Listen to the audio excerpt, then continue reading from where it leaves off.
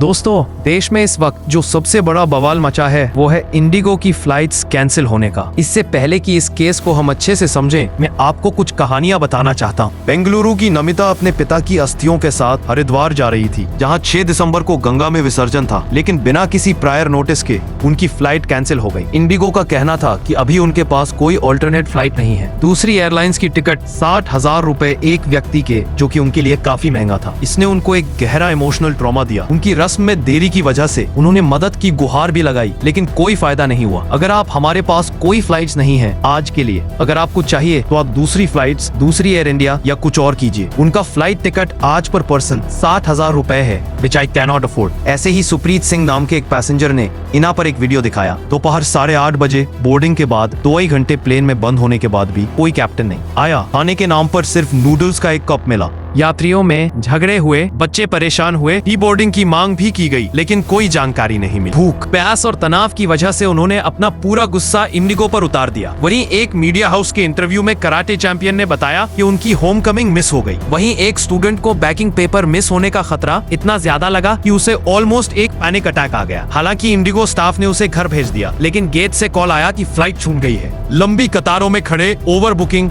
या प्लानिंग की शिकायत लिए लोगों के बीच उसको भी एक मिसमैनेजमेंट का शिकार होना पड़ा। इससे न सिर्फ करियर उनका दांव पर लगा, बल्कि गलत इन्फॉर्मेशन की वजह से दोहरी परेशानी उठानी पड़ी। वहीं एक पिता की भी वीडियो वायरल है, जहां वो काउंटर पर खड़े होकर बड़ी मजबूरी और गुस्से के साथ अपनी बेटी के लिए पैर मांग रहे हैं। मेरे बेटी को प्यार चाहिए, दे दो।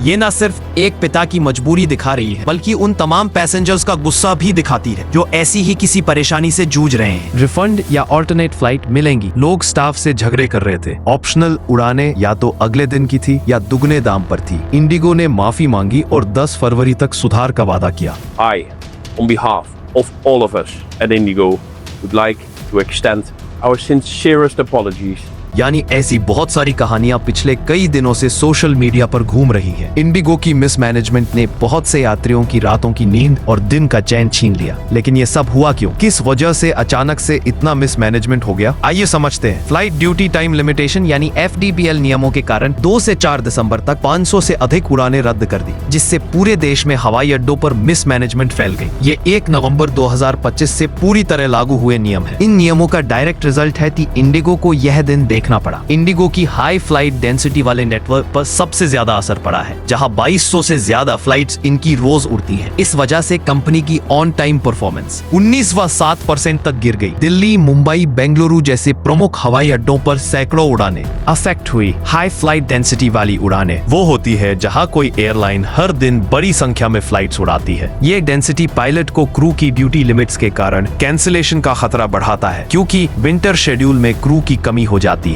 ऐसे नेटवर्क में एक फ्लाइट कैंसिल होने से चेन रिएक्शन शुरू होता है, जैसे कि दिसंबर 2025 में बेंगलुरु में 73 उड़ानें रद्द हो गई। रूल्स है क्या? देखिए, नए FDL नियमों में पायलटों की वीकली रेस्ट की टाइमिंग को 36 घंटे से बढ़ाकर 48 घंटे कर दिया गया है, जिससे उनकी अवेलेबिलिटी कम हो गई है। रात में लैंडिंग की लिमिट 6 से घटाकर 2 कर दी गई है और नाइट ड्यूटी आवर्स को 1 घंटा आगे बढ़ा दिया गया है, जो अब शाम 7 बजे से शुरू होती है, जिससे अधिक उड़ानें नाइट कैटेगरी में आ गई। ये बदलाव पायलट्स की थकान कम करने और सिक्योरिटी बढ़ाने के लिए DGCA द्वारा लागू किए। लेकिन इंडिगो जैसी एयरलाइन को क्रू रोटेशन में ये हुई कि नियम यात्रियों की सिक्योरिटी तो कंफर्म करते हैं, क्योंकि थके हुए पायलटों से एक्सीडेंट का खतरा बढ़ जाता है। लेकिन शॉर्ट टर्म कैंसिलेशन ने लाखों लोगों की प्लानिंग को पटरी से उतार दिया। इंडिगो का मार्केट शेयर 60% से अधिक होने के कारण इसका असर पूरे एशियन सेक्टर पर पड़ा, जहां बाकी एयरलाइंस की टिकटें 2-3 गुना महंगी हो गई। लंबे समय में इससे पायलट हायरिंग बढ़ेगी और सेवा बेहतर होगी, लेकिन फिलहाल फाइनेंशियल नुकसान और असुविधा आम आदमी पर बोझ बन रही है। इसमें ना जाने कितने सारे लोगों को अपनी प्लानिंग को लास्ट मोमेंट में बदलना पड़ा होगा और कितनों का तो भारी बिजनेस लॉस भी हुआ होगा, जिसका कोई कंपनसेशन नहीं। अब इसमें एक सवाल ये भी है कि क्रू मेंबर्स के साथ पायलट्स नाराज क्यों हैं? पायलट यूनियनों का आरोप है कि इंडिगो ने 2 साल की तैयारी के बावजूद हायरिंग फ्रीज लगाए रखा, पायलटों की सैलरी नहीं बढ़ाई और नॉन हायरिंग एग्रीमेंट किए, जिसमें बिना किसी नोटिस पीरियड के निकालने का रूल था, जिससे क्रू शॉर्टेज हुई। नए रूल से उनकी ड्यूटी रेगुलर नहीं हुई, जबकि बाकी एयरलाइंस जैसे एयर इंडिया पर कम असर पड़ा क्योंकि उनके पास अधिक क्रू है। क्रू मेंबर्स को लगातार ओवरटाइम और आराम की कमी का भी सामना करना पड़ रहा है, जिससे उनकी सिक्योरिटी और कामकाज पर सवाल उठ रहे हैं। इस वजह से यात्रियों को लंबी कतारें, रिफंड में देरी, बाकी एयरलाइंस की ऊंची कीमतें और मेडिकल इमरजेंसी जैसी कंडीशन में उन्हें फंसना पड़ा था। वायरल वीडियो में एक पिता अपनी ब्लीडिंग बेटी के लिए गिड़गिड़ाते हुए भी दिखा। कई लोगों को समस्याएं हुई, लेकिन इसका कोई पोटेंशियल सेशन नहीं दिया गया। हालांकि इंडिगो ने कैलिब्रेटेड एडजस्टमेंट शुरू किए हैं। इसके सीईओ ने माफी भी मांगी और 10 फरवरी तक सुधार का वादा भी किया है।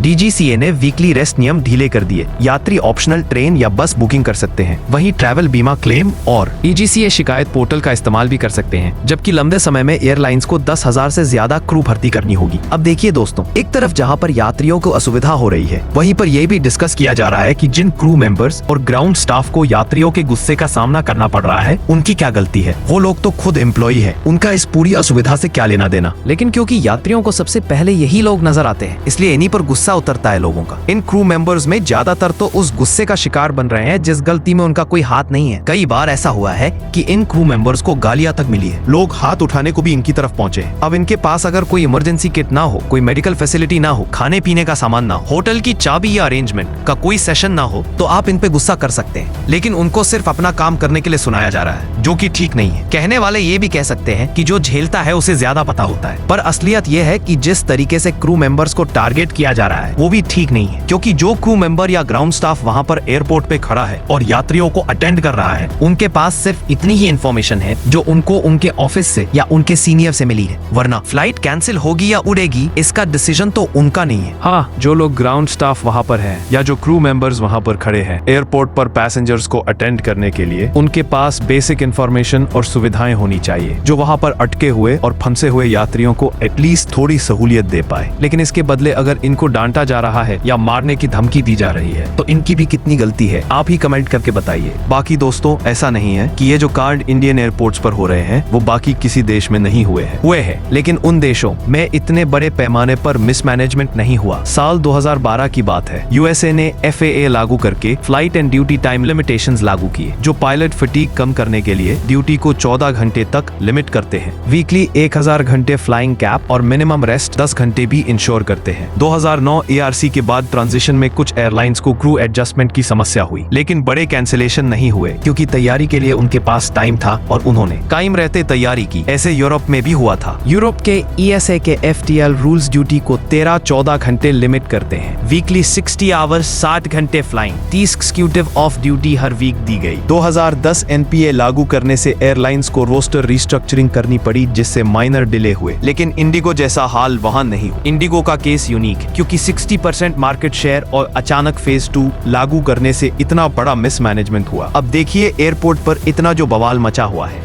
इतना जो केओस मचा हुआ है, इस पर DGCA के नियम क्या कहते हैं, रूल्स क्या कहते हैं, उसको भी समझने की चलिए कोशिश करते हैं। एक रूल कहता है कि एयरलाइंस को हमेशा इनफ क्रू रखना पड़ता है, FEDL फॉलो करना पड़ता है और पैसेंजर्स को भी सही सर्विस देनी पड़ती है। इंडिगो ने सैकड़ों फ्लाइट्स कैंसिल की तो DGCA ने इसे क्रू मिसमैनेजमेंट बोला, क्योंकि 2-2.5 साल पहले से पता होने के बावजूद तैयारी नहीं की गई। ऐसी गलती पर फाइन, सस्पेंशन या लाइसेंस भी खत्म हो सकता है। प्लानिंग के पॉइंट पर बात करें तो एयरलाइंस को पायलट्स और क्रू की भरपूर व्यवस्था रखनी चाहिए। इंडिगो की कम स्टाफ वाली स्ट्रेटेजी से शॉर्टेज हो गई। ये फटीग रिस्क मैनेजमेंट का वायलेशन है। IndiGo AFIBL first two rules के लिए तैयार नहीं। DGCA ने इसकी जांच के लिए 4 सदस्यों का पैनल भी बनाया है। वही पैसेंजर्स के लिए कैंसिलेशन पर फुल रिफंड ऑटोमेटिक किया गया है। 3 से ज्यादा घंटे डिले पर 5000 से 20000 कॉम्पेंसेशन भी दिया गया है। इंडिगो को ऑल्टरनेट फ्लाइट या रिफंड तुरंत देना था, जो वो शायद दे नहीं पा रहे, ऐसा लोग बता रहे। बाकी दोस्तों, आप बताइए, आप या आपके घर परिवार दोस्त रिश्तेदार में से कोई है जो एयरपोर्ट पे फंसा हुआ है? किस एयरपोर्ट पे फंसे और क्या जवाब दिया गया ग्राउंड स्टाफ द्वारा उनको? इसके बारे में अगर आप कुछ शेयर करना चाहे तो कमेंट बॉक्स खुला हुआ है।